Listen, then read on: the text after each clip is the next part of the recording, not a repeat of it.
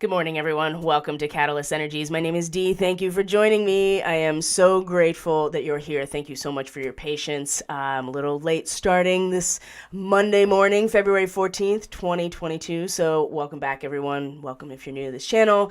Thank you for my patrons on Subscribestar and taking care of your subscriptions. And as soon as we can get 5 active subscribers, I know we're so close. I'm teetering on this edge, and then it'll be an auto draft and you won't even have to worry about it or think about it. So, and if you're considering subscribing after hearing this content, or you have been considering it, you may want to, because not only are we going to have weekly Starseed meetups, guys, that's coming very soon. I'm looking at early March to launch a bunch of these changes. I'm going to be on Rumble and Odyssey, as well as YouTube and BitChute around that time as well. I'm going to be interviewed for an astrology summit that's going to be happening in early March. And as soon as I get those promotional details, I will be spreading them out to you guys. So that's going to be exciting.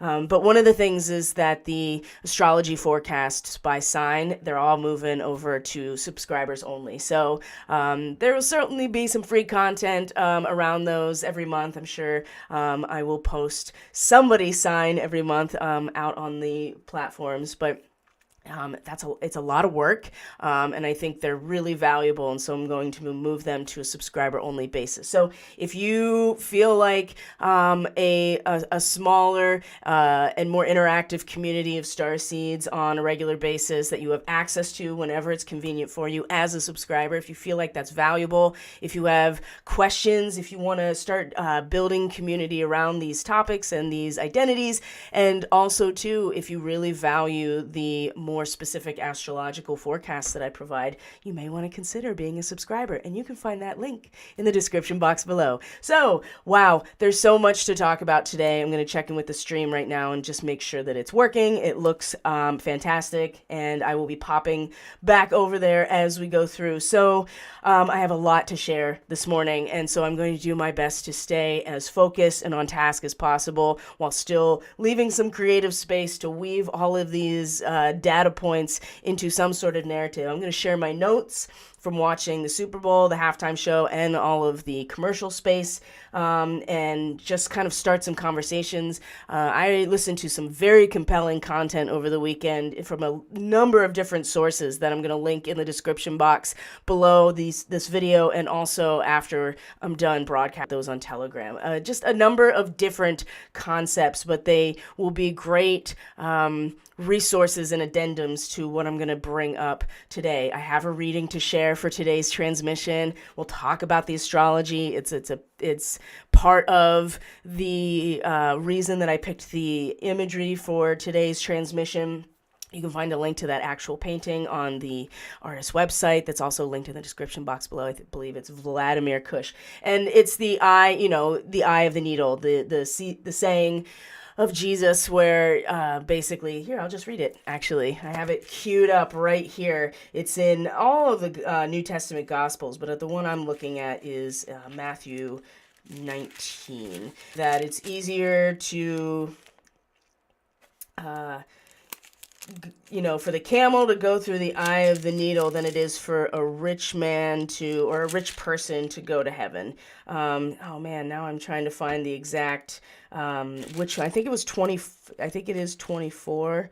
Verse 24, where is it? And again, I say to you, it is easier for a camel to go through the eye of a needle than for a rich man to enter the kingdom of God. So, and this is where Jupiter is sitting right now in Pisces. We're talking about tropical astrology and Western astrology. So, it's in the degree leading up to 11 degrees of Pisces, and this is traveling the narrow path, right? And so what is the eye of the needle? Well, it's the idea that there are these very small, very narrow passageways coming in through the walls of these cities in order to bottleneck any potential invasion or pushing through. And the idea is that you had to unload everything off of your camel before the camel would go through. And also, too, if you you would be giving of those material goods to the religious leaders. That's the idea, that you would give it to the church, or perhaps you would give it in charity or something. But the idea is that you have to unload all of your baggage before you can direct the camel through this very narrow space. And so, as an allegory, right, as a spiritual teaching, it's the idea that you have to unload all of the baggage before you enter into this kingdom, or this space that is a place you want to be, or a place that's going to protect you, right? Some interesting Capricornian versus Cancer imagery. So this is where Jupiter is setting in Pisces, in a very powerful sign for Jupiter. It's a co-ruler of Pisces, so expanding quite a bit in terms of resources, wisdom, the higher mind, understanding the big picture that Jupiter represents in this.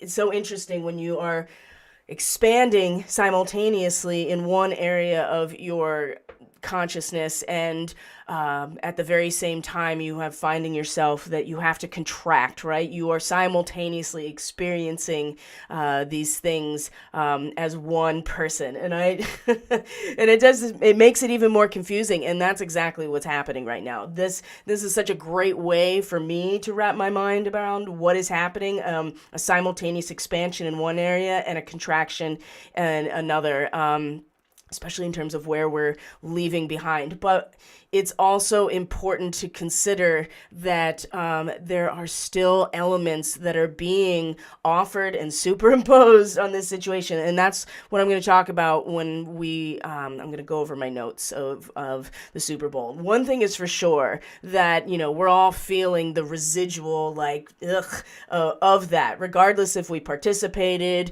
or not, right? If we, and even participated like I did, with an intent of going in as the observer, right? And having the residual, but not so much that it can't be addressed. But one thing I will say is that, for all of the people who are aware of this dynamic and understand what happens every year now at this time, and how much of a ritualistic churning of energy this really does represent, and provide for, but now being fully aware of it, and also the number of people who are much more light, and maybe not necessarily resistance, but just the scales are tipping. But what that also means is that those who are still invested in the primarily third density experience, it's not going to be easy, right? And so that was actually one of the videos I'm going to share is,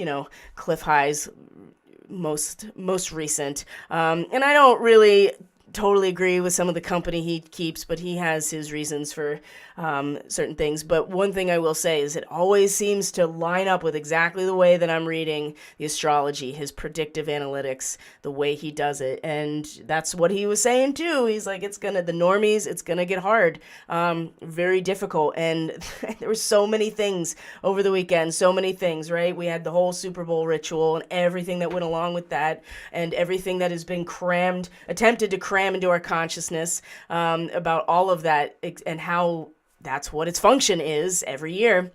Not only that, but the veil dropping in so many other ways. Durham is a pretty big deal right now. That's a big one. And if you don't know what I'm talking about, then I'm sure you leaking over into the mainstream for sure. And then on top of that, we have Durham, we have the Super Bowl. There was one more thing, that I wanted to address in terms of, obviously the convoy and all of the stuff surrounding that, infiltration, protest movements, who stands to benefit. Oh yeah, so there was an interview with from Dark Journalist channel, Catherine Austin Fitz, so she spoke about that, and I want to share that later as well. But it was the Super Bowl, it was Durham. Oh God, my mother, just in her innocence, I suppose, says to me yesterday, did you see the autopsy, the final autopsy reports that they're publicizing about Bob Saget, and I was like, here it comes, here it comes. And I just, and she was like, she was so confused as to what was happening. Like it's clear that those autopsy reports are presenting the image that he was killed. He died as a result of blunt force trauma to different parts of his fractured skull, like in the back of his head, right? So the mystery is unraveling and being brought out into our awareness, right? And she just looks so confused as to why that would even be like a thing. Like, what is happening? You can see the cracks are becoming visible now. And she just had this look on her face, and I had to tell her that, there is a whole community of people that believe that like the explanations are ranging all over the place, but there's one consistent thread amongst people in terms of Bob Saget not being who he presents himself on Full House or America's Funniest Home Videos, is that he is a notorious dangerous pedophile, right? That is the open secret of Hollywood and Bob Saget. And so, the theories about what's happened, or the hypotheses, I'd say, is actually more accurate, because there's no way to test any of this in our position, right? We're just subject to the news media and what they have to say about it. But the horror on her face when I told her that, and how she was just so uncomfortable with having to actually wrap her mind around that being a possibility. And I was like, well, somebody wanted him gone, and he may have agreed to it, right? He may have turned over state's evidence, right? And with Durham happening, it's just like, oh, maybe there are sealed indictments. We'll see. But it's the crack in the people are seeing code now, and our job is to get our shit together so we can be ready for that. And that seems to be we got to slough this shit off from the Super Bowl, see it for what it is, be very clear with ourselves about what they're attempting to massage into the general consciousness, and be ready, right? That was the whole point of this lunar cycle, right? To become a fine-tuned instrument for the shifts and change in the collective, in the communities, right? With the people, with us. And this full moon in Leo is, you can just feel the blood just starting to boil, and you can feel that wanting to rush to your head. And I can feel it. Wow. Especially if you're any of the fixed signs, Leo, Aquarius, Scorpio, and Taurus, right? I mean, we got the nodes in the Pleiades, and that's fixed energy too. So it's, and we've been talking about this full moon that's going to be on Wednesday for quite a long time. So we're ready. And this is just reinforcing how important it is to be ready, to be grounded, to be objective. It's necessary to be objective and to be calm, to be thoughtful, to trust your gut, and to slough away all of the residual so that you can see and feel things accurately and clearly. And today's reading is very much about that. And the fact that there was, the pivot has already happened, okay? And that's what I'm going to show you with what I saw in the course of last night's big event, is the pivot's already happened in terms of 5G, in terms of electric cars, in terms of that digital grid, and crypto. Those were the themes.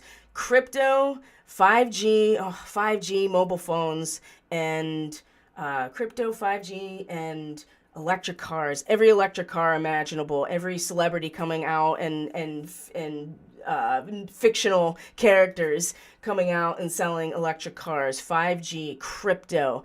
If you don't see that they've already instituted the foundation for this thing, then it's going to be a big shock when you don't want it to happen, and you're surprised when they are starting to push. Now, does that mean it'll actually happen? No, it means they're investing so much of their resources into, again, conditioning us collectively to accept this. Right? So nothing is a sure thing, and nothing is 100% predictable, right? So, but know that the money is being invested in those areas for the standard, human being. They are still moving forward. So, and this is one of the things that Catherine Austin Fitz had talked about. So I'm going to share all of those things, stuff about, the AI and what's going on with that. Wow, just a lot of very thoughtful and very compelling content that came across my path over the weekend that I really enjoyed from a lot of different areas that seem to be starting to pull together at least some of the threads that I've been working with. And based on one-on-one conversations, I know many of you are also coming to some of these conclusions, or at least considering some of these things. So, and of course, we'll look at the astrology of today, because the moon is in Leo now, and so you'll be feeling this. It's just gonna keep building, and it's gonna reach like this fever pitch with the full moon, and we have a grand cross, the grand square with the nodes of the moon, right? So it's very karmic, it's very starseed oriented, right? We have Atlantis superimposed on right now. In terms of cycles, in terms of energetic template, right? And we get to go through that process again and make different decisions at a soul level. But it's gonna keep accelerating. So there's a couple things that are leading to that. Number one, the one thing that stands out to me is we're going to see in the astrology is that a lot of these goddess asteroids are moving into masculine signs now. They're Pallas Athena is in the first degree of Aries, the Ram, by the way, and the Cincinnati Bengals. What's a Bengal? Well, it's a tiger, isn't it? That's interesting too, since we are in the year of the water tiger. So I'm already giving like a little bit of a preview of, the type of things that were coming across my awareness with yesterday. But we have tools in our kit. So the moon is in Leo. Sorry, guys. It's there's just so much that I'm having a hard time staying focused, and I haven't quite recovered from the Rona either. So that's been part of the symptoms, is like the misfiring at a neurological level, but it's coming back slowly but surely. So, yeah, let's just get into it. I'll just start sharing my notes, and if anything needs to come forward, it's going to come forward in the flow of it all. Okay. Sorry about that. I was just getting my notebook. So I'm going to tap into the stream here, see how people are doing. Good morning, everyone. The video went black. Okay, I'm back. Kind of like the glitching reality right now. It keeps correcting itself for me, but not a major disruption, right? Seeing the code. They're determined to bring in Fed coin instead of cash, so want people to get used to crypto. Yeah, that's part of the digital fence. And that's another point that, on a personal level, that's certainly, I'm just like, you can't eat crypto. You can't eat cash either. I'm like, you can fucking eat seeds though. If you're going to collect anything that has value, it's going to be seeds. But it's important to realize that these things are already in place. And that's one of the things Catherine Austin Fitts also talked about that I really liked, that, she's talking about cash, and she's like accepting mail-in checks and like money orders and cash things. Like she's like completely overhauling all of the way that she does business with her subscriber base. So that's very interesting, and like not taking electronic payments anymore. So, boy, oh boy, they are seeing the code, and there's, everybody's experiencing things differently. A lot of like the overhaul of Capricorn is happening in my 12th house. So it's like so nebulous and like in cosmic space. Like it's not something that I'm, like on the ground experiences, but other people are. And then one of them, talking with my mom, and like the look of just like, that can't be right? Really? Bob Saget? I was like, it's kind of, have you ever watched his roast on Comedy Central? Like, they're all, something is going on, and it's not what you're, and there's a reason they're presenting this information now too. And so, but it's moving so quickly. So Pallas is in 0 degrees Aries. Juno is in Aquarius. That's an air sign. So you have these two masculine signs, and then you have, we have Juno. Vesta is still in Capricorn, but it will come into Aquarius as well. And then Ceres is at Alcyon, 0 degrees Gemini. So a lot of air and fire, and it's masculine, and soon Vesta will be behind. And Eris, the goddess of discord, the dwarf planet that's out past Pluto, she's been in Aries for a really long time. So you can feel the acceleration, and you can feel the shift in our energetics, right? But the pivot the artificial pivot has already happened, and now it's about conditioning, the masses to just accept it. What seems clear is that it's, it will be very easy for people to start feeling disempowered. And I think that a lot of people are. And we can really put our own attention right now, at least energetically, in sloughing away all of that residual shit that, we picked up on, regardless if we wanted to or not, because we're all connected. Yay. This is part of being in the age of Aquarius, right? It affects all of us now. So, and that was the thing about the Pisces age, and that was the thing about the avatars, right? That regardless if it's Siddhartha or if it's any, whatever the figure is, right? It could be Horus in Egyptian cosmology, whatever. It's the idea that they were taking the place of, or they were some sort of stand-in avatar, and that is the age of Pisces that had its value. And we're in the transition phase where we're all kind of going back to a state where it's about the collective in and of itself, and everything is having an impact on the shape and the function of the entire thing, and so everybody needs to bear the responsibility. So you can see, and these goddess asteroids are shifting now. And so things are accelerating, and they're going to be moving a lot faster. And we have to be ready for that, because other people are not energetically or emotionally prepared for the acceleration. And we're going to hit this, we're going to hit this full moon, and we're going to see very clearly where it's too much. Okay, and make changes, because it's really going to be the third quarter moon where we're going to get our ass kicked in some way, right? And it was sometime around the 23rd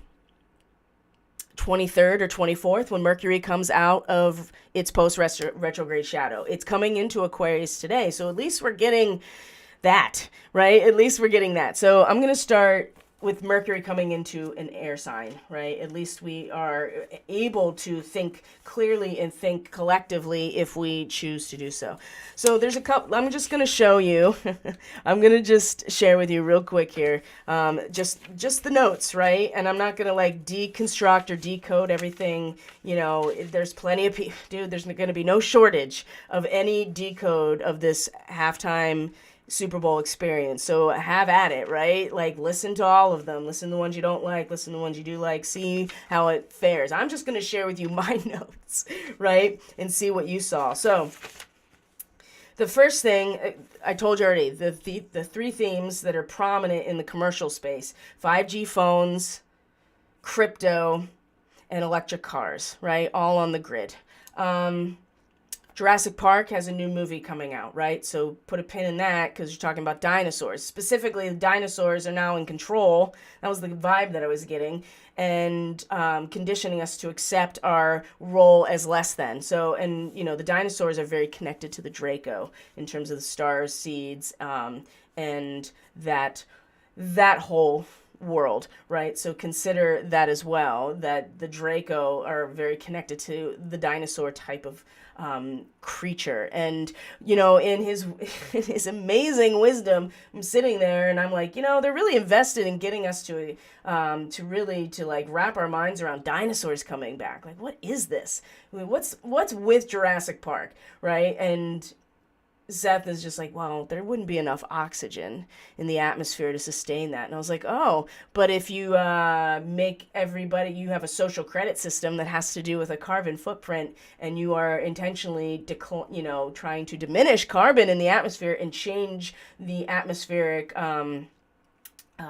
conditions, I wonder if that would put more oxygen or nitrogen in the environment to allow such things. So very interesting. So Jurassic Park movie, there's a Jurassic Park roller coaster at Universal Studios that had a commercial. So and then Dolly Parton pushing 5G phones as if they were some sort of, you guys saw it. I mean, maybe you didn't, but as if they were like, some sort of charity or like some sort of relief aid. Do it for the phones. Oh my God. So 5G phones. There was a commercial for BMW, electric BMW, where it was Zeus and Juno, but it was played by Arnold Schwarzenegger and Selma Hayek. And Zeus lives in LA now, and he's living as one of them. So that's interesting. And he's got a BMW electric SUV. Okay. Then there was, another crypto, right? Coinbase.com. And all it had was a QR code bouncing around the screen. It was insane. And somebody paid millions of dollars for that airtime, and that's all it was. And then it had Coinbase.com. Team Earth with Matthew McConaughey. That was interesting. Who is Salesforce? Because that's who was making, that's who was represented in that commercial. There's just so many. There was a commercial for a Disney Plus movie or series, and there were a bunch of goats dressed as Avengers characters. My God. Dolly Parton, Miley Cyrus, Do It for the Phone. So many 5G commercials. UPMC, right? University of Pittsburgh Medical Center. They saved my dad's life. I'm just going to say that. The one in Pittsburgh. But they had like four commercials. They might have been local to our area because they are from Pittsburgh. But they also have the tallest building in Pittsburgh now. So if you're talking about Tower of Babel and the healthcare system. So they got a lot of Super Bowl ad time. Oh, and then here comes the halftime show. Snoop and his gold microphone. Oh, God. If you've never seen the video for 50 Cent in the club, you need to watch it, okay? You need to watch it, and I'm saying that. If you haven't seen it before, just watch it. Just watch it. It's your birthday, right? Okay. Wow. Now, Kendrick Lamar... That was probably the most ritualistic part as far as I could tell. First of all, Kendrick Lamar got this Michael Jackson vibe big time, right? Big time. He looked like him. He had his hair like him. He had one glove on. He's all in black though, but he has one glove on. He's got all these like chains and stuff in the pocket of his like suit jacket. And there's like a cube, right? And it says Dre Day. Now in 50 Cent's video in the club, what club are they talking about? If you haven't seen the video, Dr. Dre and Eminem are in lab coats in some sort of like secret lab base out in New Mexico, right? And supposedly they're saving his life, 50 Cent, right? Because he...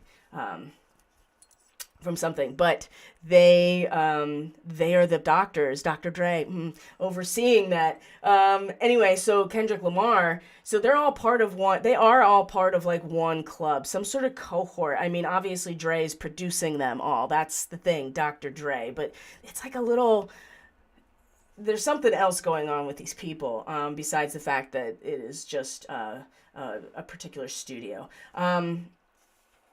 So Kendrick Lamar, he has, there are a bunch of cardboard boxes that say Dre Day. They're all in a cube formation. All of these dudes pop out. They have sashes on them that say Dre Day. They all look the same. They're all black dudes. They all wearing black suits, and they are doing all of these cube-related dance moves, right? Like they're in formation. If you look down from above, they're like in a cube, but they're moving and like changing, not the shape or dimensions of the cube, but just what it looks like, right there. And it's very military in terms of their formation. Kendrick Lamar, it looks like Michael Jackson.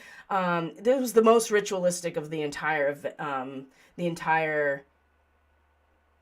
performance, like the most obvious. That's what I kept writing down, how obvious it was.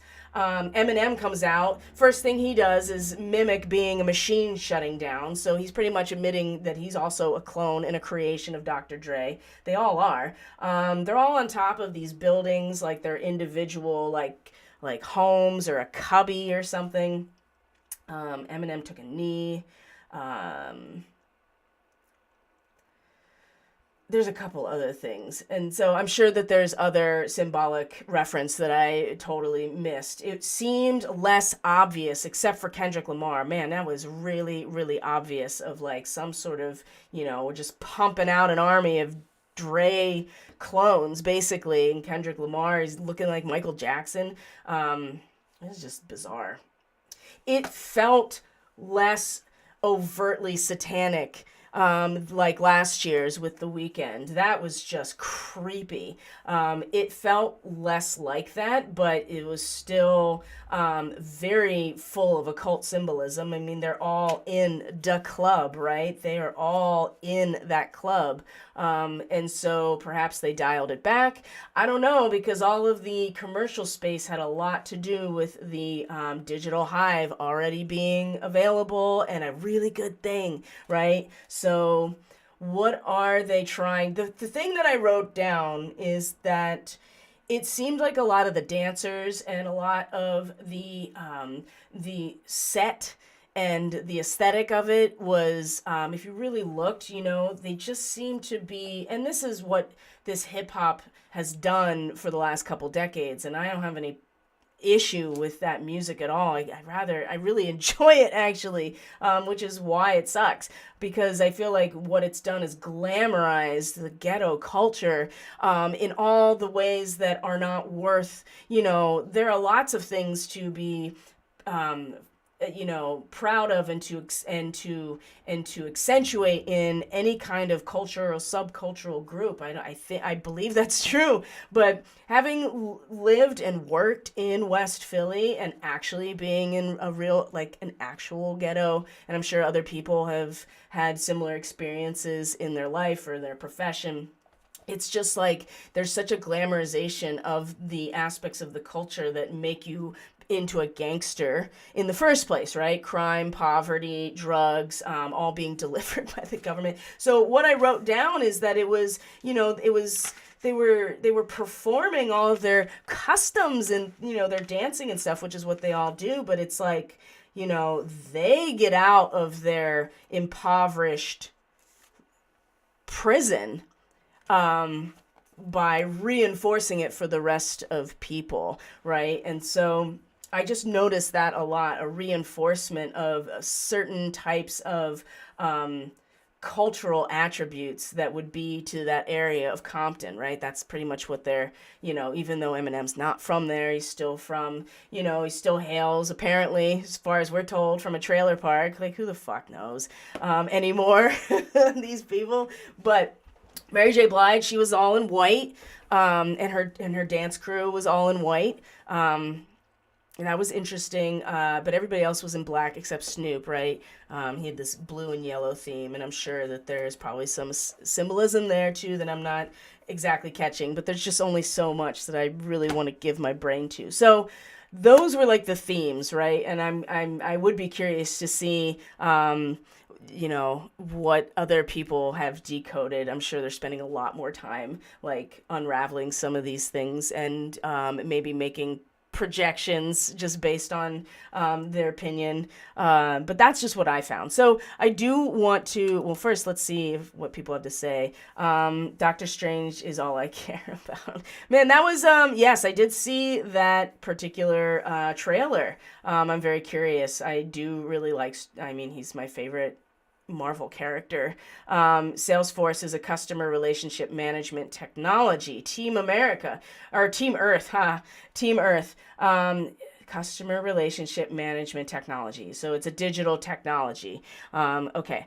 And did you see the Dr. Evil commercial? Evil is back for good. What does that have to do with a car? Right. Oh man, there was so much about that. I could probably do a whole, 10 minutes of deconstructing just that commercial, right? With Seth Green. Oh my God, he had a baby strapped to him. And, and how he has a mini person now. Evil is back for good. I mean, they really are laying it on very thick. And I think that the only the reasonable cause and effect relationship of the tightening of the screws in that way is will be an inevitable just rapid deconstruction. There's no other way it could really be, and that's going to be very difficult, very, very difficult for a lot of people, including us, and including people that have been kind of waiting for somebody to pull the trigger on some plan. And one way to really disempower people is to,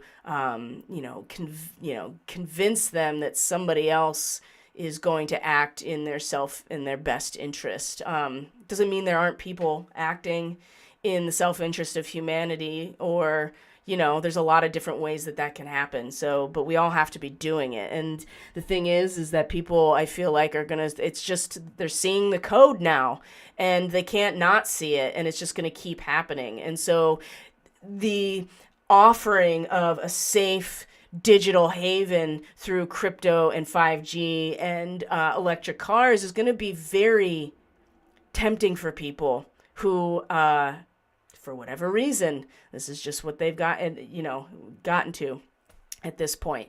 Either that's their sole contract, they have chosen not to, really explore things deeper of their reality, their own consciousness. So there's a lot of different reasons, but for those of us here, it's important that we, actually start. The acceleration is going to force action to be taken on some level or many levels, right? And we will be pulled into that flow. I think you won't have to really try too hard to find a way to do something. It'll be probably brought to our, laps, basically. So, but it's going to be very difficult. It might be a cold truce for some people because they can't handle what's happening. So let's look at evil is back for good. Oh my God. Let's look at the reading, guys, and we'll go from there. So I'm going to minimize that and bring it up here. So this is going to be more about what the hell can we do? I mean, because it is a narrow path. That's the thing. And it'll be so easy to get pulled off.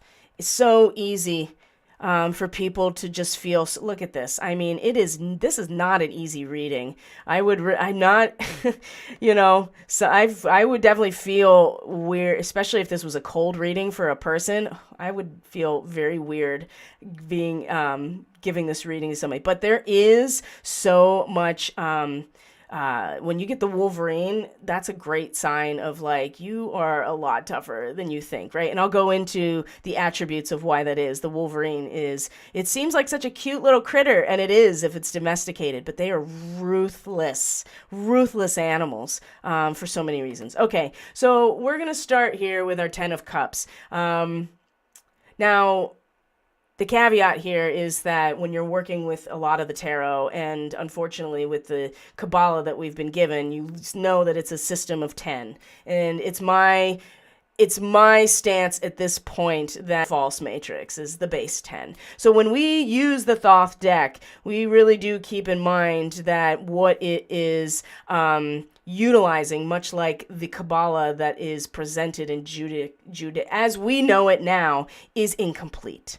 And so this is usually what I see as what is happening out in the matrix, the false matrix, the digital matrix, the 1-0 binary, right? So keep that in mind as we're looking at it. But what we do, there is an implication here that a cycle has come to an end, right? And a new one is beginning, and there's fulfillment and being satiated emotionally, right? The 10 of Cups. This is as full as you can get, to the point where you're just like forcefully spilling it over. We got Mars in Pisces. So when it's reversed, I mean, it doesn't mean that there aren't, you can still be satiated or not, right? know you should be, but actually you feel an inner emptiness, because you've gotten to the end of this cycle, and it is not the full satisfaction that you would expect. You may be sentimental, right?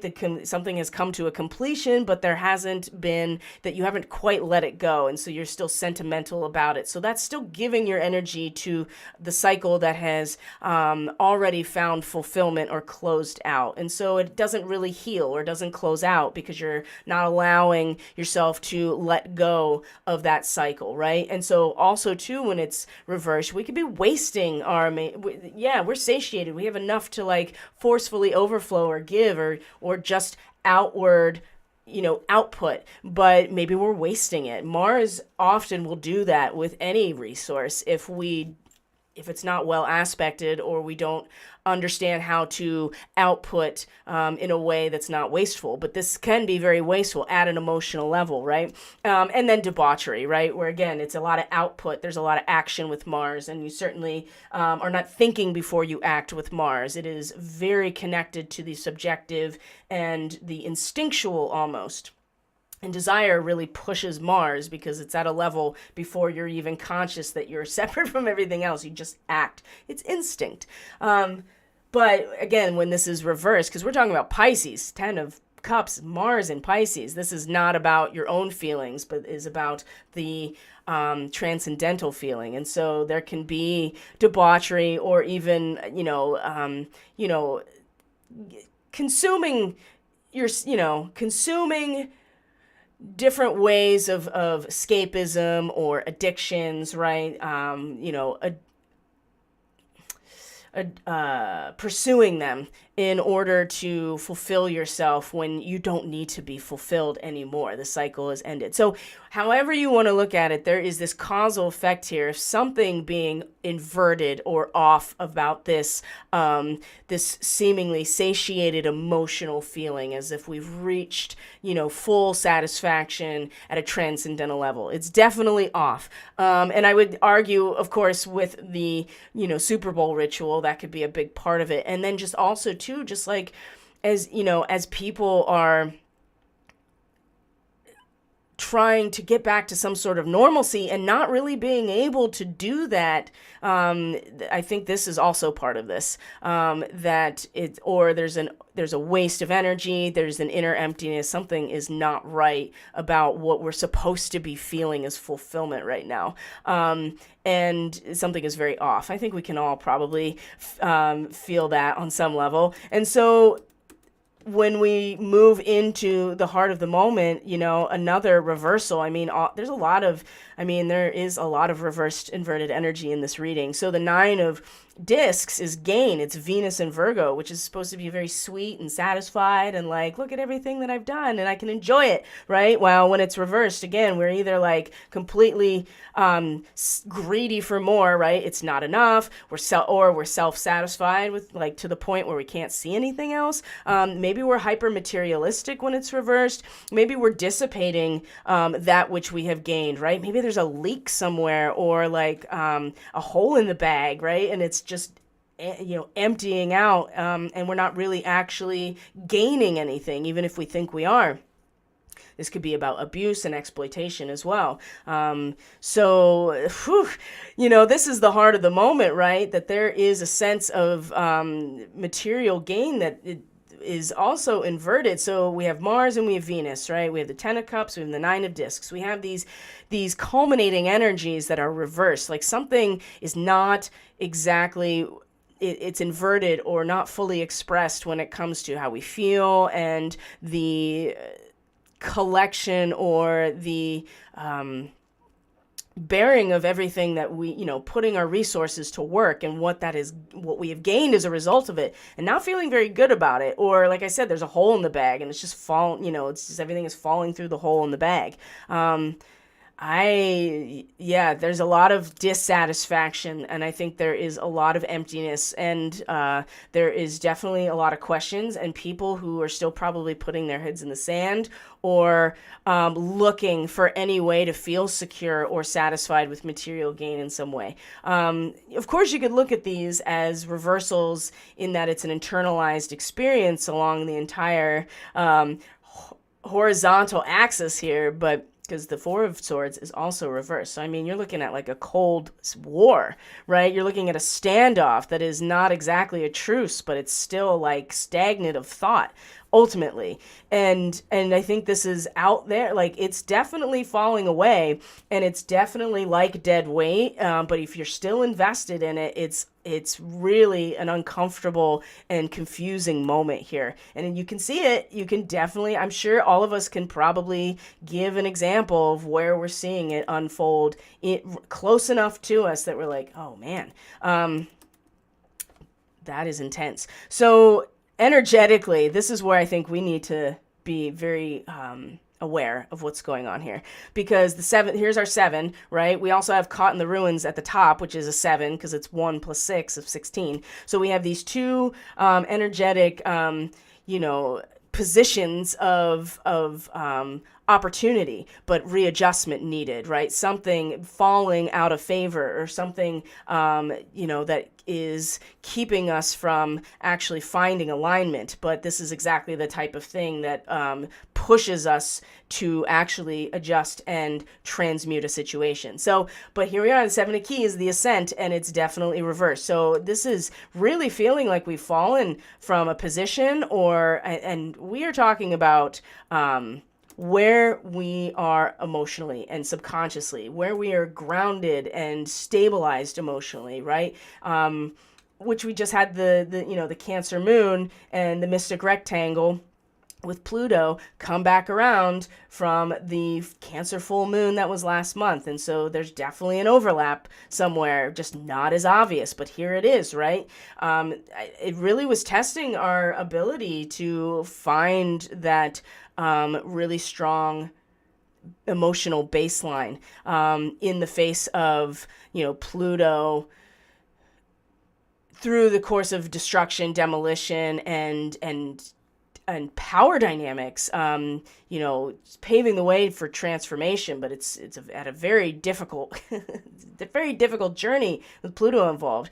So here it is: the loss of position, a sudden departure, a fall from grace, efforts that don't pay off. It could be a time to think about a new approach or a different place to plant your flag, right? There is something very deep that is really becoming very obvious, that something is not right in terms of even where we are energetically rooted, or we've already started considering that we need to think about a new approach to something. Even it has to do with where we feel emotionally balanced, because the thing is, this full moon at the last degree of Leo, right? It's conjunct Regulus. These are the Atlantean starseed degree here.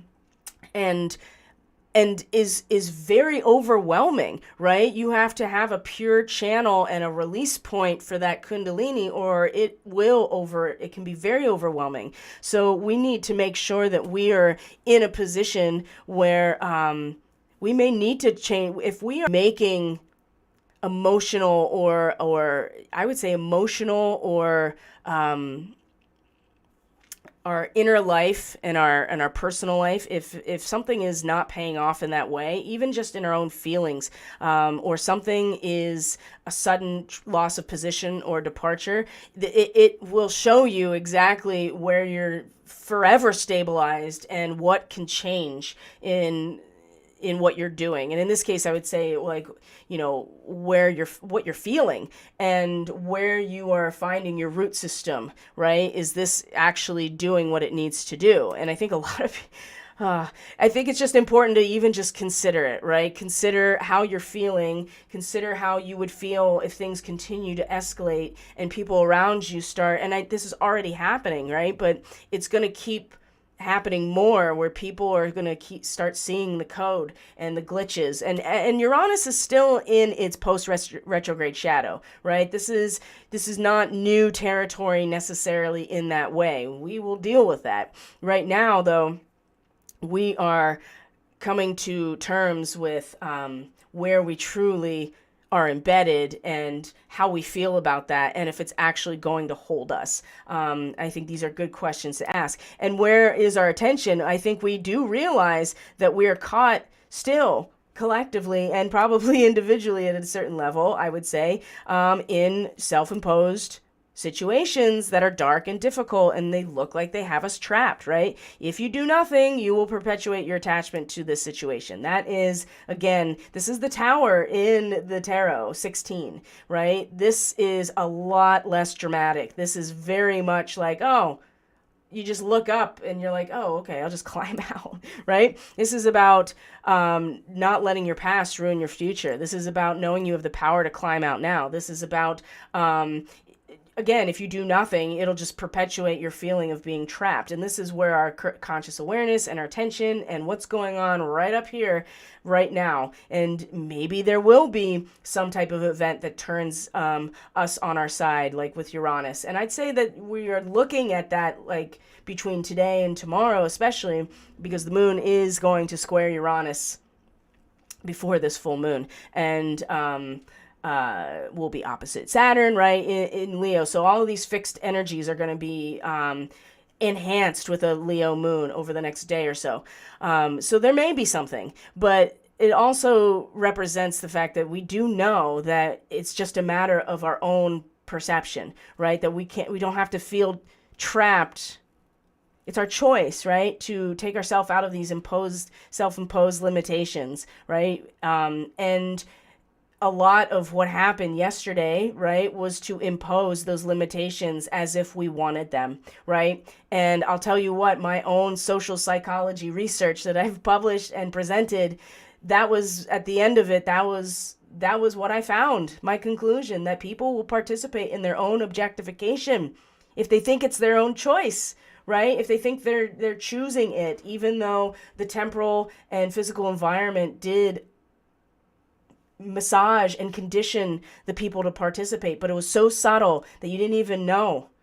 And we need to be aware of that dynamic so that we don't get caught in our own prison, okay? Because we have to be able to hear the guidance that is actually for our best good. And there was a lot of shit that was just laid over everyone. And so we have to brush it off, like I said, the dry brush. So, because what is coming is, so truce, right? The Four of Swords is usually truce or respite, right? You see these four swords coming together in the middle, and there's chaos surrounding it, but this is balanced. This is something that you can find mental balance with. It's something that represents a respite or a truce, right? So when it's reversed, even though it looks exactly the same, you're talking about a cold truce. There's no peace. It's just like I have to stop because there's nowhere else to go. It could represent isolation, right? And it could definitely represent forced restriction mentally, right? And if we're going to, again, talk about a digital geofence, I mean, what are they restricting? I mean, a lot of it has to do with what you're thinking, how you're expressing, how you're moving around. These are all mercurial, air-oriented concepts, right? Mercury. And Mercury is now going to be in Aquarius, so we need to use it wisely while Mercury is still in its post-retrograde shadow, right? Because once it leaves, like I said, it's going to leave, and we're going to have that third quarter moon, and I really think that's where we're going to see a lot, is by the 23rd or 24th, and right now is getting us up to speed with ourselves about what it is we can actually emotionally handle. And maybe we will have to like internalize our mental field for a minute, even though we don't want to. Or maybe people will find themselves being forced in, again, forced isolation, forced restriction. I mean, this could be literal if we, depending on, where we are and what's going on in our lives. But this is definitely an expression that is happening in the false, the matrix, right? The false matrix, the 3D, the third density reality. So, I think that there's a lot of, really awesome guidance, but it's very strong, right? Number one, Archangel Michael. We keep getting this character reversed, right? This is about tapping into our channel of power, right? I see it at least, how easy it is to just, divide people constantly. I mean, it keeps dividing and continue to rely upon other people's conceptions of reality in order to make sense of your own, rather than, taking in people's their own opinions and their own data that they have to offer, their own perspective, and putting it into your own. I feel like a lot of people are doing that, and they continue to do that, but I also feel like that there is almost a desperation to for something to happen. And there are things happening, but I think that we really are being tasked with tapping into our own power, like truly, right? Look how easy it is it's easy to infiltrate. It's easy to manage and pivot everybody's consciousness to a certain, in a certain direction, right? And we need to, I would say we need to find the channel of our real power, our own power. So when Michael is reversed like this, that's usually what it references, that we are feeling disempowered, and we are looking for a way to reconnect to our real source of power. We feel growing sense of loss and weakness. Again, consider the ways to start taking your power back, right? Let go of old perceptions, limitations, right? You don't want to be caught in your own prison.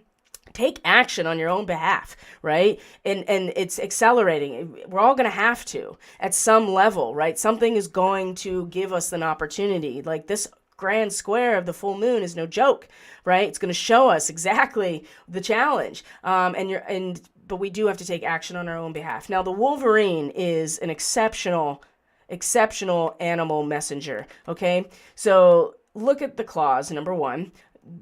A Wolverine in the wild will chase off large predatory felines from their own kill, right? Because they're so ruthless, right? Their hide and their skin and their fur, it's almost impenetrable, right? It's not, it's very difficult to injure and catch a Wolverine. And they have these claws, they have these teeth, right? They're scavengers, but they are ruthless. So when it says you're tougher than you think you are, it's like, don't estimate an animal based on the size. And there's a reason that the character from the X-Men is named Wolverine, because it's the same basic attributes, right? The claws, he has the internalized like reinforced skeleton and healing power, right? But still, this animal has a skin and a hide that is very difficult to penetrate, right? And it's just a ruthless, and has a lot of energy. Like they can outperform any other animal, and this is how they're able to like scare off these larger predatory animals from their own kill and take it. So you're a lot tougher than you think you are. And so if you're feeling disempowered, disenfranchised, if you are feeling like something's not paying off, if you're feeling like your efforts are not getting you to a place of feeling like you've made it somewhere, realize that you are a lot tougher than you think you are. You have attributes that are actually really, really useful, like a really thick skin, like retractable claws. Maybe you just have more energy and you're more scrappy than the people around you that you need to fend off, any way you want to look at it. It's reminding us that we have what it takes, and to maybe we need to dig deep into past situations where we had to tap into our courage in order to face some sort of adversity, and in order to remember. And this is a time when we need to be more assertive in some way. I'm not, it's going to be different for everybody, but we're all kind of, reaching this coronation point. And so we want to, there's a lot of static. There's a lot of overlay. It's residual and it's gross right now, and we all feel it. So we want to be open to the guidance, right? And this is saying, and in terms of getting out of our own self-imposed limitations, which is all those types of events are supposed to do, is to limit us with imposed limitations. So it's not necessarily like you're doing it to yourself. It's like you're not doing anything to keep the onslaught of the program that will then replicate itself in your own mind, right? We want pure guidance from our highest self and those who are part of our soul team that are actually here to help us, right? It's not all bad. It's not all bad, but you can't hear this without knowing what you're listening for. And while there is, you got to squeegee that third eye, like Bill Hicks says. So whatever you do to do that is a good thing to do. And here it is, clear the way. And this is very physical, right? This is a very physical activity. So maybe you need to like have a sweat. Maybe you need to work out. Maybe you need to, get some body work done. That's a passive way to help these systems move along, right? Maybe you need to dance around. Maybe you need to literally like clean some shit out of your life. Whatever it is, clearing the way is really squeegee the third eye, right? So that you can have access to the guidance that's going to always be, leading you to your soul's evolution and leading you back to, your own divine blueprint. So, whatever it is you need to do, right? We all need to do it. Dry brushing, right? Dry brushing is a great way to think about it, right? You have these bristles that are not only sloughing off like the dead skin cells, so your pores are more available. You're bringing blood to the surface, which again is releasing toxins. You're moving the lymph when you dry blood, so same basic immune function. So it's a very physical activity. You actually have to. It's not like chopping a tree, but we do need to act on our own behalf, like take action. God helps those who help themselves. And it is a very narrow path. So we have to be masterful. That's just part of the responsibility of this starseed mission. I think that's important to remember. And, it's okay if you're feeling discouraged. Like, don't push your feelings away if you're like, man, something is feeling off or I don't feel right. Like, lean into it. Be like, I wonder where that's from. Realize it's not who you are. It's a function of living in a human experience. And there's so much to learn from that human experience. And the astrology is, just catapulting us into this situation. And our sun, my Lord. Okay, let's look at some astrology. I'm going to check in with the stream real quick and make sure it's functioning. It is. Oh, we're only at an hour. That's pretty good. I thought it was going to be a lot more long-winded with these things. I just, and it's really just about, excuse me. Oh my gosh. Checking in, seeing how people are feeling. And like being able to just compare notes basically, and also get an idea of, how the astrology is going to fare. It doesn't even occur to me that it's Valentine's Day. All weekend, me nor Seth, we're just like, what? We went out, to dinner on Saturday and we're like, damn, it's so busy it's this local place down the street. And then I was like, oh, freaking Valentine's Day weekend. Because we just live our lives like we're always on a date. It's just, then you don't have to worry about stuff like this. Although I will say that he does like to spoil me, and he bought me a new webcam. So I'm excited to get that set up. Because that's that's the holy trinity of broadcasting video, right? Is light, sound, and image, right? So I feel like that's going to make a big difference. Anyway, I like to put in personal tidbits, right? So that I'm like a person. I'm a person with just going along just like you are, figuring it out. I'm just sharing, what I have come to and what are. So, and the moon is in Leo, right? So you're going to feel that the feels are going to be all those fun Leo feels, right? Where it's the blood rushing, the heart pumping, you're getting excited, passionate, ready to take risks. You are feeling sovereign, you're feeling regal, you're feeling royal, you're feeling like yourself, right? Super creative. And it's all about me when it's in Leo, right? It's confident, but it's like the best case scenario is like the best part of the healthy ego is just confidence in your unique signature in this world. So, but it also can be very unsettling if it's not, managed or aspected properly. And since, there's going to be, let's see here, let's just get into it, right? Let's just get into the astrology so I can share what's going on. So Mercury's about to come into Aquarius, right? Venus and Mars are traveling in the same whole degree, and they will be traveling in the same whole degree for, all the way up until their conjunction again in Aquarius. So they're going to be conjunct at 16 to 17 degrees exact on Wednesday, the same day as the full moon. And then they're going to travel in the same, so they're going to be sharing the same Sabian symbol basically up until they are exactly conjunct at 0 degrees Aquarius, and then move on from there, right? Because Venus is moving faster in her orbit around the sun than Mars is in relation to us. And so, but she's still in her post-retrograde shadow. So she's still coming out of retrograde. So she hasn't really sped up, I guess, to her, what you would say, her full, speed. So they'll be traveling together, which is actually I think a really good thing.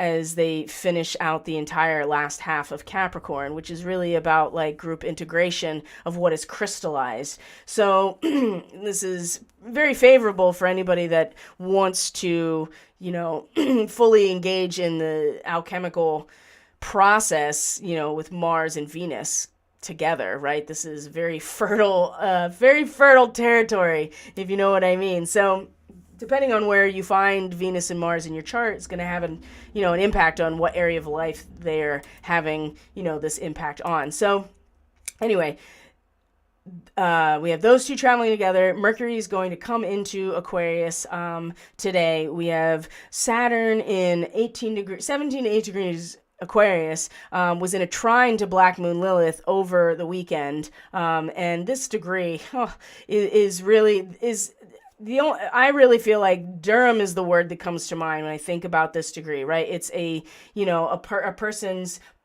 public person's private motives are being unmasked, basically. It's the idea that when the collective is all one organism and connected by a mechanism, that it's really it's really difficult to hide your private life for very long. And Saturn is the judge, right? Saturn is time. Saturn is Kronos. He eats his children. Saturn is the black cube, right? Saturn is the command center of the matrix, so to speak, or represents it in some way.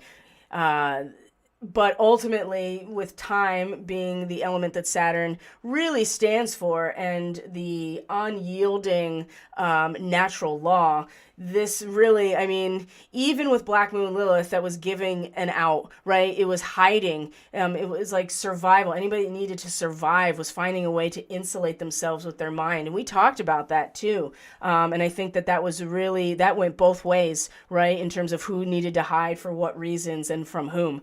But the unmasking with Saturn is like what none of us can get around. So what else is happening? Yeah, and Black Moon Lilith is still retrograde. She's not on this chart, but she's now in the 16 degree of Gemini. And so that still is, that trine, I'd say, is still pretty strong between the two of them. But Pallas, like I said, Juno, asteroid series, all of these goddess asteroids, they're all in masculine signs now. So the acceleration, the output, action is starting to, from these particular references or symbols, these goddesses and what they represent, they're all coming into an expansion, expansion phase, an outward phase, an output phase, right? A masculine phase. And so we have to be prepared for that as if we are that part of ourselves, the feminine part of ourselves, ready to act out. And then we do have Venus and Mars together. So that's part of it as well, that there is a relationship that is happening within all of us for a transmutational opportunity. It's just going to it's going to feel really intense leading up to the full moon. Because of what that all represents. So let's look at the transits. So we already talked at length about the opposition with the moon in Cancer and Pluto, right? Pluto is reaching its peak of the entire Pluto return of the United States, right? Because this is the degree in Western astrology that Pluto is at in the natal U.S. chart. If you are reading for a time that is 5 p.m., roughly 5 p.m. Eastern, which puts the ascendant at Sagittarius. If you're doing that, I mean, it doesn't matter really because it's the same degree regardless of what time the document is signed on that day. But the moon is where the sun is now. We find that the sun was at the degree of Sirius. I mean, that was a very intentional move on their part to sign the document when the sun was conjunct Sirius. So, but Pluto would be here regardless of what time that day. But the orb, like if you look at a 3-degree orb on either side, like we've been coming into this phase for a while now, and it'll still take up till about 2024 when Pluto comes into Aquarius completely. So we're like reaching the peak of it, and then we're going to come down the roller coaster on the other side of the mountain after, I would say, into the summer. And yeah, definitely into the summer, and then there'll be a retrograde at some point. So, but then it'll just be an internalized process. So we've talked a lot about the moon opposite, how the fact that there was that mystic rectangle, and that was exact overnight. Okay. And so I don't want to talk too much about that other than it was a time to go back to the full moon in January and see what was coming up for you then, because this was another ripple effect, right? This was like an echo of this, without the sun really involved, although the sun is involved because the moon still is very bright, but not as involved as it was at the full moon. It was more subtle, right? It was much more powerful and more subtle and more intuitive. And the sun wasn't really shining the the full expression of it in order for us to see why the reflection emotionally. So now we just see like how it can easily be manipulated. And I think a lot of people very much were with a lot of what was happening last night. So to accept certain things, where their security is going to come from. So, and again, you go back to those 3 themes, those 5G mobile phone technology, electric cars, and crypto, right? Here, we're going to give you all the Aquarian things that are going to keep you safe, and that we're going to, team Earth, right? So we already went over that. So as the moon moves into Leo today, this is where we're going to focus, because we want to look at tomorrow too, just to kind of get an idea, like tonight into tomorrow. So it's really not there's connections to the asteroids, right? So the moon in Leo is making all the connections to the asteroids that are in masculine signs. So Pallas and Ceres and Juno, right? They're in Aries and Aries and Gemini and Aquarius, respectively. So all of them are, again, we're going to start feeling, I would say, the stirring within each of us in terms of the action we can take in terms of strategy, in terms of the seasonal cycle of growth and nurturing that and accepting that. And then Juno, Juno is she's the protector of the state, and she's the protector of women and protector of marriage. And so she can be a real buzzkill with a moon in Leo, right? And in fact, it's at a degree that represents like a young, like counterculture hippie chick, confronting an older conservative lady, and the confrontation brings out how it's all relative, right? It's all relative in terms of fashion and politics and all of that, and values. That's all relative in terms of where we're at in our life cycle. So, I mean, I could see a buzzkill and a confrontation, right? With something that is a way more like, we're going, people are playing their roles because there is this play that needs to be enacted, and people have a responsibility to play their role. So I can see how this is going to bring out some, I would say, some childish behavior.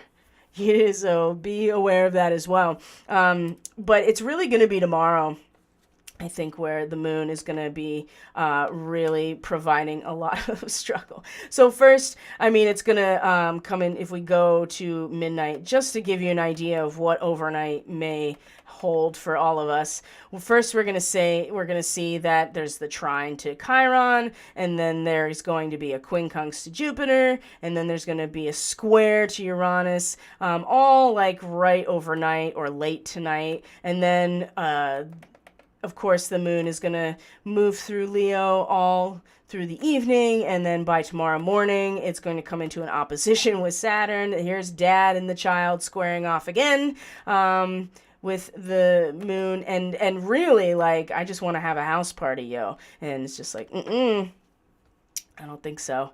I do not think so. Actually, it's going to be like, I want to experiment my way and figure it out on my own. And Saturn's going to be like, I know, but also too, like, you know, we still all live and we're connected to each other, and there's no getting away from having to see the unmasked motive. So, tomorrow is going to be a different story. So today does feel like get the shit scrubbed off of you, like get yourself right, like do the practices, help with your astral and energetic hygiene. And know also that it's going to be right after the full moon, right after it, that the moon comes into Virgo. Wow, what an opportunity to really address our energetic, our astral hygiene, our actual physical hygiene, right? Our emotional hygiene. This is a great time to address those things when the moon is in Virgo. So never fear. There's going to be opportunities to kind of adapt to and feel into the actual things that we can utilize around us to get organized, to get purified, to reconstitute our emotional state. So just be aware of the blood rushing, the heart pumping, it's in the building intensity in the next couple of days, but also take this moment right now to see where you feel disempowered and take some action. It can be as simple as it's good for you to go outside and be in nature every day, but you have a hard time pulling yourself away from your work because you have a huge workload. And this is exactly what I'm dealing with right now. I have this huge workload this week. Do those things. You know that they're going to help, right? Meditation, your prayer state, whatever it is that works, right? Do the sweat, get the body work, right? Work out, do your yoga, do qigong, right? Do the dry brushing, and be thoughtful and be open and squeegee the third eye and be willing to consider and ask, right? Asking for guidance is sincerely, through your prayer, is so powerful, and it always comes through. But you have to be in the right state in order to see the signals that you are getting and to determine if they are in fact what you if they are what you are looking for. So, and I think that there is a lot of unseen but very real support still. I don't think I would be here doing this if I didn't believe that there was a larger spiritual purpose to all of what is happening, and that we are not just blowing in the wind by ourselves, but we have to take initiative and be really aware of the fact that the pivot's already happened, and so we have to act in accordance to that. And that might mean planting your flag somewhere else because you've been holding out for some particular payoff in some direction, and it may not be taking you where it you know what I mean? It's a zero-sum game, or zero-sum gain is I think that's what it means. And so and that you are tougher than you think you are. And so if you're feeling disempowered, if you're feeling depressed, if you're feeling isolated, and a lot of people are going to, right? Because they're going to really start questioning. I mean, we've all seen the coordinated campaign for everybody to start testing positive for AIDS. I mean, this has been going on for a while. The billboards showed up in my town months ago. And I keep trying to tell people, and they just think I'm nuts. And I'm like, oh, here we are, right? Like, and I've had other people tell me, way back when a good friend was just like, hey, guess what? They found out how to all give us HIV without us having sex. So, I mean, and it's not funny at all. It's just like, we all see it. So just get yourself together. And I'm talking to myself as well, believe me. Because I've just had enough experiences as of late that lead me to at least anticipate, and hopefully not creating, and that's not my intention, is to manifest it, but to be a fine-tuned instrument, to be able to navigate the waters of society and our human civilization so as to, utilize our role as humans to the best of our ability instead of being under someone else's, behind. That's lots of things to consider today, my friends. So let's see where we're at here. While I don't buy into the commercial aspects of Valentine's Day, it feels this year like excuses to focus on love are all worthwhile, and I'm leaning into it. I like that perspective. Totally. Love is that expansive power that pushes the shit out of our consciousness. 1,000%, right? Like, definitely want to keep the heart open. Don't forget about the Pleiadian revival. We're still there. And that is all about love and sharing space and sharing your heart and keeping it open. I love that. And carrying that with you for, over time. So, I mean, this is a great segue, actually. So it's still a couple more days that I'm offering the Starseed readings at a discount or a Reiki session add-on for only $22. So you can go to catalystenergies.net. You can email me. All of the information you need, including the thumbnail imagery for today, you can link to that directly. All the videos I want to share that I was listening to over the weekend that I thought was really interesting, considering everything going on right now that I want to share. And also, too, how to get a hold of me, how to book a session, and how to subscribe on Subscribestar. So I'm going to be releasing the forecast for the full moon per sign over the next couple of days.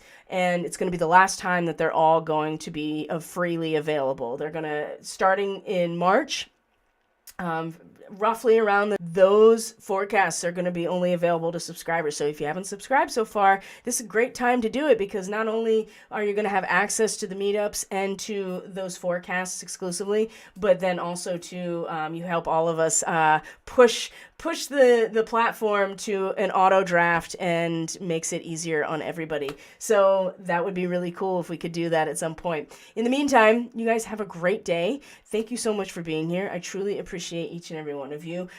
If you need some inspiration, watch YouTube videos of Wolverines. I mean, like I said, they're pretty ruthless, but I would say that, it's good education, right? Because you also see what will happen when people feel like they're in a corner as well. So that's, and feeling disempowered and feeling like they're not getting anywhere. So that's something to consider as well, to hold space for yourself if you feel that way, and other people if that starts coming out around you.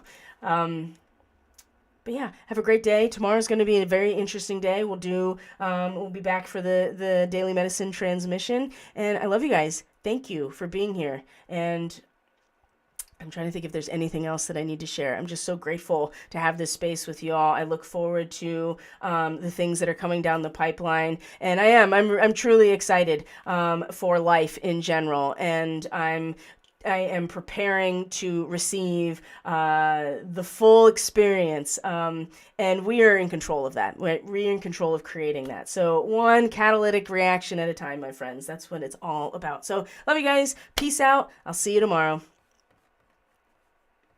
Maybe. I got ahead of myself.